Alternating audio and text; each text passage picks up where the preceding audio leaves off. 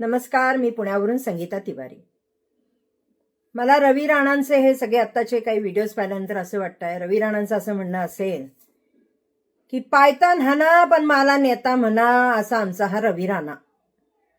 अहो रवी राणाजी, तुम्हाला तुमच्या भागातल्या, तुमच्या मतदारसंघातल्या काही विकासाच्या गोष्टी करता येत नाहीत का? तुम्हाला फक्त यशोमती ठाकूर दिसतात. दिसल्या यशोमती ठाकूर की झाली तुमची कुरकुर. दिसल्या यशोमती ठाकूर की चालू झाली तुमची कुरकुर. अहो किती कुरकुरी करणार तुम्ही त्यांच्या बाबतीमध्ये, आणि कितीदा करून फसलायत ना.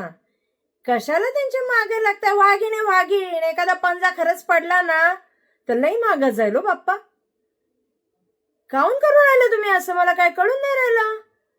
अहो रवी राणा, तुम्ही सपकाळ साहेबांच्या बद्दल बोलता, यशोमती ताई बद्दल बोलू राहिले.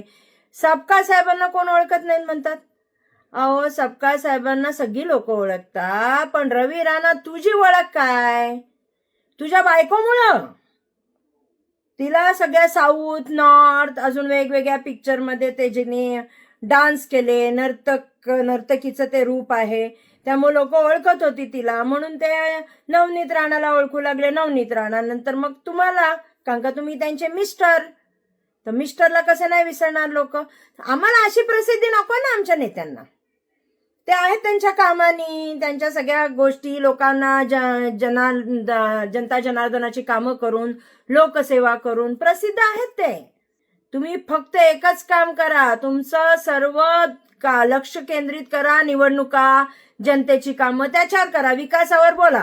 यशोमती ताई कशा दिसतात, यशोमती ताई काय करतात, सपकाळ साहेबांना कोण ओळखतात, सपकाळ साहेबांना कोण, याच्यावर अजिबात तुम्ही विचारच करू नका.